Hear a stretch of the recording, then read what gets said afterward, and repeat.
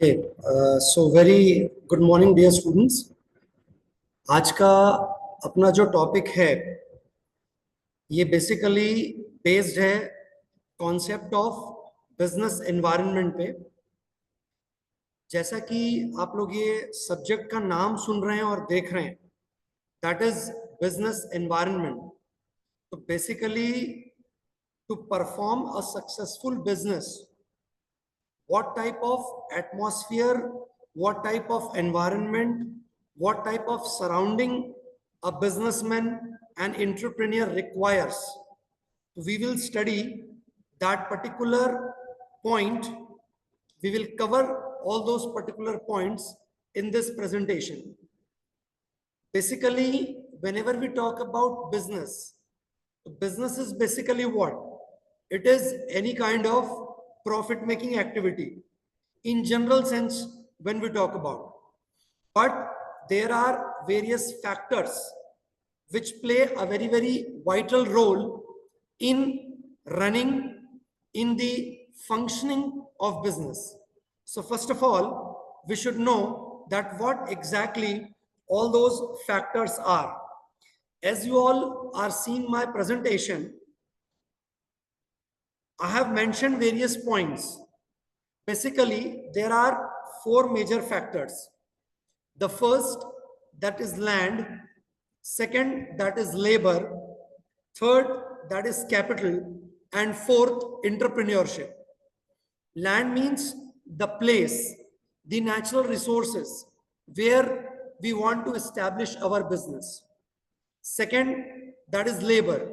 Labor is what? The manpower. Okay?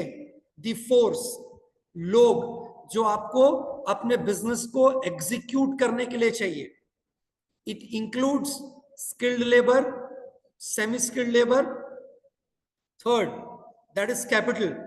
Capital means jama punji, the resources. It may be your human resources, it may be your physical resources, like machinery we required, tools we required, equipments we required, furniture we required, fixtures we required. So there are different categories of capital: land, labor, capital. And fourth, that is very important, the overall process, that is the entrepreneurship, जिसमें आपके सारे human resources as well as physical resources सब के सब combine हो जाते हैं. But apart from this there are some more factors. Actually factors को हम हिंदी में कहते हैं कारक. मीन्स जिस कारण कोई चीज होती है, the reason why anything is being executed. तो ऐसे कौन कौन से फैक्टर्स हैं जो हमारे बिजनेस को इफेक्ट करते हैं डायरेक्टली और indirectly. Natural resources, that is our climate. Business करने के लिए क्लाइमेट मींस आपका वातावरण. आप जिस कंट्री में बिजनेस कर रहे हैं, जिस स्टेट में बिजनेस कर रहे हैं, वहां का जो वातावरण है वो कैसा है. अब जैसे फॉर एग्जांपल, अगर आप वेस्ट इंडीज में जाएंगे या इंग्लैंड में जाएंगे, ठीक है ना, तो उन कंट्रीज में क्या पानी, बरसात बहुत होता है. जरा गौर से समझिएगा इस एग्जांपल को. वहां पर क्या रेन बहुत होता है, रेनफॉल बहुत होता है. तो यूजुअली वहां पर बिजनेस करना बहुत कठिन होता है. स्पेसिफिकली जैसे सीमेंट प्लांट आपको एस्टेब्लिश करना है या कोई भी एग्रीकल्चर यूनिट आपको वहां एस्टेब्लिश करनी है, तो क्या होता है, रेनफॉल वहां बहुत अनइवन है, कभी भी पानी गिर जाता है. तो इससे क्या होता है, जो बिजनेस है, जो प्रोडक्शन है, जो प्रोडक्टिविटी है, उसको बहुत नेगेटिवली इफेक्ट होता है. तो आपको यह भी चेकआउट करना है कि आपका नेचर किस तरह का है बिजनेस स्टार्टअप करने से पहले. Second, you have to look after your infrastructure. आपके पास कैपिटल कितना है, आपके पास फिजिकल रिसोर्सेस कितने हैं. Third, labour, specifically the skilled labour. आपके पास ऐसे इंप्लॉयज होने चाहिए, आपके पास ऐसे लेबर्स होने चाहिए जो कि उस फील्ड में, उस पर्टिकुलर प्रोडक्शन प्रोसेस के बारे में स्पेसिफिकली डीपर नॉलेज रखते हो. नेक्स्ट सबसे इंपॉर्टेंट फैक्टर होता है टेक्नोलॉजी. आप सबने देखा 3-4 साल पहले पूरे वर्ल्ड में एक सबसे बड़ा पैंडेमिक आया, दैट वाज कोरोना. ऐसा नहीं है कि कोरोना से पहले there was no use of innovation and technology. There was, but specifically if I talk about the teaching fraternity, teachers की बात करूं तो हम लोग जो कि चॉक एंड टॉक टेक्निक में थे, हम लोग जो बोर्ड पर स्टूडेंट्स को पढ़ाते थे, अब हमने क्या किया, हम टेक्नोलॉजी ओरिएंटेड हो गए, हम इनोवेशन ओरिएंटेड हो गए, हम अपने बच्चों को ऑनलाइन क्लासेस लेना शुरू कर दिए, हम अपने बच्चों को टेक्नोलॉजी के माध्यम से पढ़ाना शुरू कर दिए, एप्स के थ्रू पढ़ाना शुरू कर दिए। मतलब क्या, हम जो ट्रेडिशनल टीचिंग में थे, हम कन्वेंशनल टीचिंग में थे, हम मॉडर्न टीचिंग टूल्स को यूज करने लगे, हम लोग भी मॉडर्न पेडागोजीज यूज करने लगे। सो व्हाट वी डिड, हमको चूंकि मार्केट में चलना है, अगर आप इसको बिजनेस की दृष्टि से लें, अगर आप इसको एंटरप्रेन्योरशिप के एंगल से लें, तो आपको मार्केट में अपडेट रहना पड़ेगा। आपको अपने प्रोडक्ट में, जैसे हमने अपने आप को बदला, टीचर्स ने अपने आप को बदला, बोर्ड से हम ऑनलाइन एप्स में आ गए, वैसे ही एक बिजनेसमैन को भी लगातार अपने प्रोडक्ट्स में चेंजेस करने होते हैं अगर वो अपने आप को मार्केट में रन करना चाहता है तो। और एक सबसे इंपॉर्टेंट फैक्टर जो बिजनेस को पॉजिटिवली या नेगेटिवली इफेक्ट कर सकता है, that is law, the legal obligation. हम मींस आपको गवर्नमेंट के सारे रूल्स एंड रेगुलेशंस को फॉलो करना पड़ता है। तो ये कुछ ऐसे इकोनॉमिक या नॉन इकोनॉमिक फैक्टर्स हैं जो आपके बिजनेस को डायरेक्टली या इनडायरेक्टली इफेक्ट करते हैं। आइए अब इसके कुछ और अदर एस्पेक्ट्स हम लोग देखते हैं। अब हम जैसे चूंकि बिजनेस की बात करते हैं और बिजनेस में भी हम एनवायरनमेंट की बात कर रहे हैं, तो एनवायरनमेंट का बेसिक हिंदी टर्मिनोलॉजी क्या होता है? एनवायरनमेंट को हम हिंदी में कहते हैं वातावरण या पर्यावरण। मतलब अगर आप एक बिजनेसमैन हैं, अगर आपको अपना बिजनेस मार्केट में करना है, तो आपको सबसे पहले ये चेकआउट करना पड़ेगा कि आपकी सराउंडिंग कैसी है, आपके आसपास का एटमॉस्फेयर कैसा है। मींस आपको इंटरनल एटमॉस्फेयर भी देखना है, इंटरनल एनवायरनमेंट भी देखना है, और आपको एक्सटर्नल एनवायरनमेंट भी देखना है। आपको ये फैक्टर्स चेक करने हैं कि आपके बिजनेस में इंटरनली क्या हो रहा है, एंड अपार्ट फ्रॉम दैट आपको ये भी चेकआउट करना है कि आपके बिजनेस को एक्सटर्नल कौन कौन से फैक्टर्स हैं जो इफेक्ट कर सकते हैं। तो अब हम देखते हैं कौन कौन से इंटरनल फैक्टर्स हो सकते हैं, कौन कौन से एक्सटर्नल फैक्टर्स हो सकते हैं। पहले हम देखते हैं इंटरनल फैक्टर्स, मींस आंतरिक कारक, इंटरनली जो आपके बिजनेस को इफेक्ट करते हैं। पहला होता है ऑर्गेनाइजेशन का कल्चर। कल्चर मतलब डियर स्टूडेंट्स, कल्चर का मतलब होता है संस्कृति। संस्कृति मतलब आपके कस्टम्स, आपके रिचुअल्स, आपकी प्रैक्टिसेस, आपके हैबिट्स। जैसे फॉर एग्जांपल, हम अपने घर में रहते हैं, अपने पेरेंट्स के साथ रहते हैं, हम अपने ग्रैंड पेरेंट्स के साथ रहते हैं, हम अपने रिलेटिव्स के साथ रहते हैं। तो हमारे जो ग्रैंड पेरेंट्स हैं, उन्होंने हमारे फैमिली को रन करने के लिए, परिवार को चलाने के लिए बहुत सारे नियम कायदे बनाए, और हम, हमारे पेरेंट्स उसी नियम पे चल रहे हैं। हम उस पत्थर की लकीर को नहीं तोड़ते। आपके पेरेंट्स ने आपके लिए बहुत सारे रूल्स एंड रेगुलेशंस बनाए कि घर से इतने बजे निकलना, घर इतने बजे आ जाना, जहां भी जाना है पेरेंट्स को बता के जाना है। आपके कॉलेज, आप स्कूल, यूनिवर्सिटी जहां भी आप पढ़ते हैं, तो वहां पर भी आपके बहुत सारे रूल्स एंड रेगुलेशंस को आप लोग फॉलो करते हैं, वहां पर बहुत सारे ऑब्लिगेशंस को आप लोग फॉलो करते हैं। वैसे ही आप आगे किसी इंडस्ट्री में काम करते हैं, आप किसी कंपनी में काम करते हैं, किसी ऑर्गेनाइजेशन में काम करते हैं, तो उसको चलाने के लिए भी बहुत सारे customs, traditions, rules and regulations होते हैं। मेरी बात को जरा गौर से समझिएगा। तो वो जो ऑब्लिगेशंस होते हैं, वो जो आपको फॉलो करना होता है, वो फॉलो करने वाले स्टेप्स ही ऑर्गेनाइजेशन कल्चर का पार्ट होते हैं, and this is the internal factor. Second हम देखते हैं, that is very important factor, the human resource. Human resource को हम हिंदी में कहते हैं मानव संसाधन। मतलब आपके कंपनी में, आपके ऑर्गेनाइजेशन में काम करने वाला लेबर। अब वो लेबर तीन तरह का हो सकता है।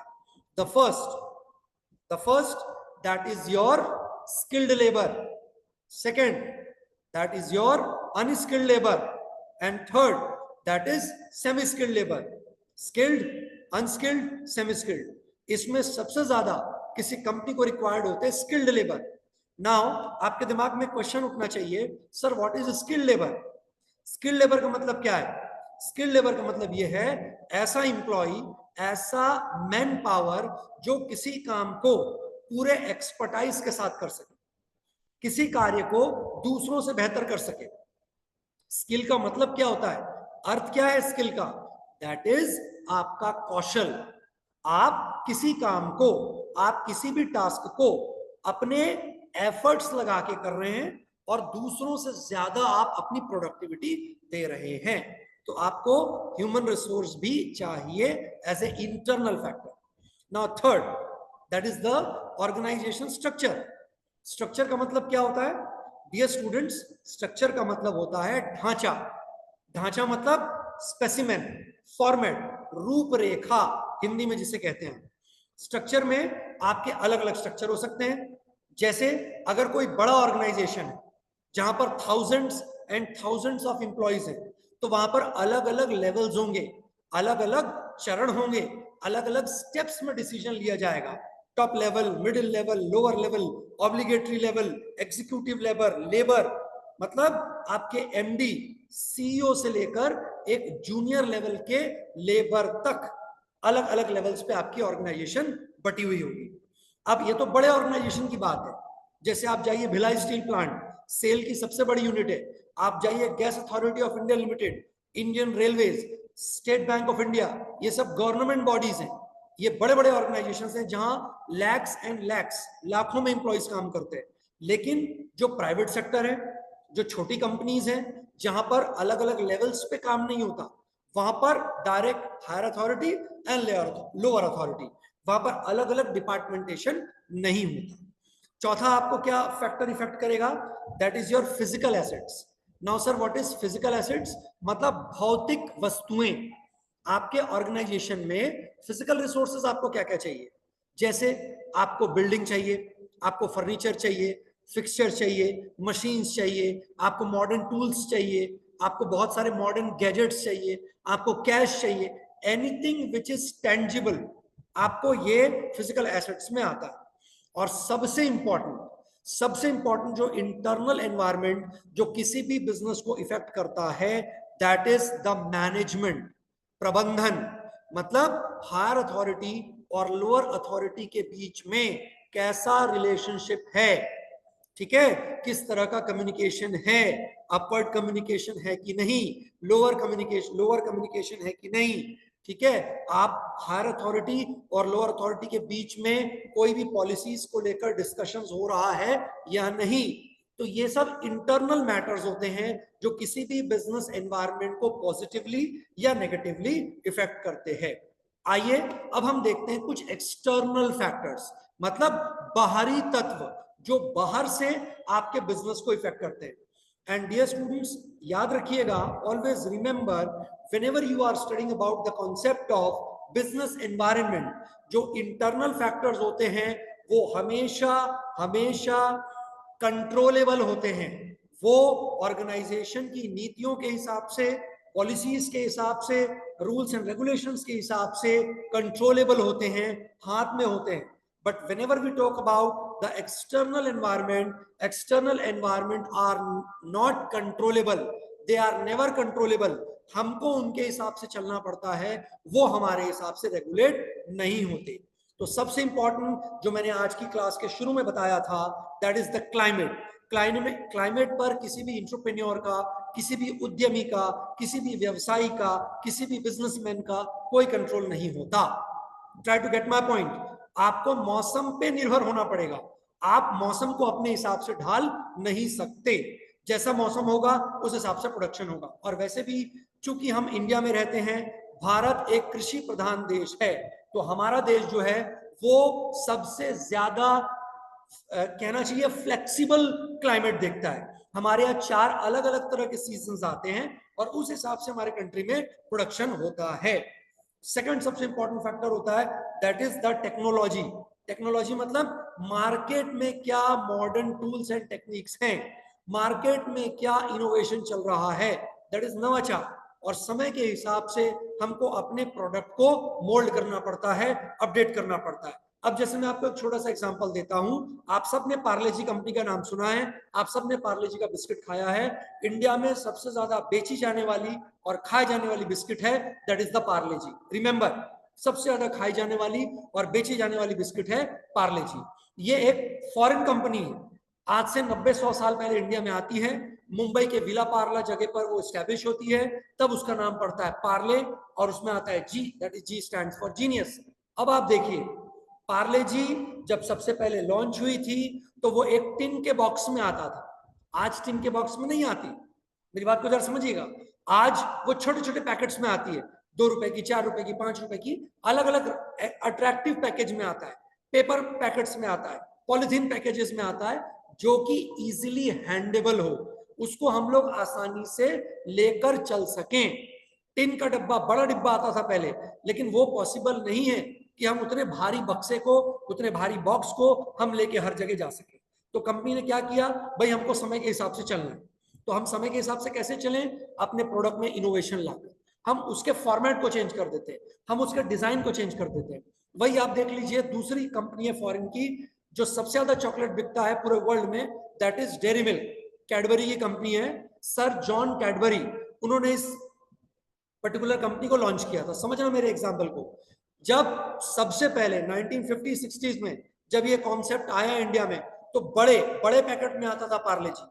अब हर इंसान तो बड़ा चॉकलेट खाएगा नहीं, किसी को छोटी सी चॉकलेट खानी है, किसी को छोटा सा पीस खाना है, तो लगातार हर साल 2 साल 4 साल 5 साल में आप गौर करिएगा, मार्केट स्टडी करिए, कैडबरी जो है वो अपने प्रोडक्ट में चेंजेस लेकर आता है, अपने एडवर्टीजमेंट में चेंजेस लेकर आता है। क्यों क्यों कर रहा है वो, क्योंकि कस्टमर की जो डिमांड होती है, कस्टमर की जो मांग होती है, वो समय के हिसाब से बदलती जाती है। तो हमेशा याद रखिए, आपको समय के हिसाब से अपने अंदर टेक्नोलॉजिकल इनोवेशंस करने होंगे। इसके बाद एक सबसे महत्वपूर्ण जो एक्सटर्नल फैक्टर होता है जो आपके बिजनेस को इफेक्ट करेगा, that is the market competition. Yes, आप सब ने इकोनॉमिक्स पढ़ा होगा अपने 11th-12th में, हम अपने बीकॉम एमकॉम में भी इकोनॉमिक्स पढ़ते हैं यूजी पीजी लेवल पर।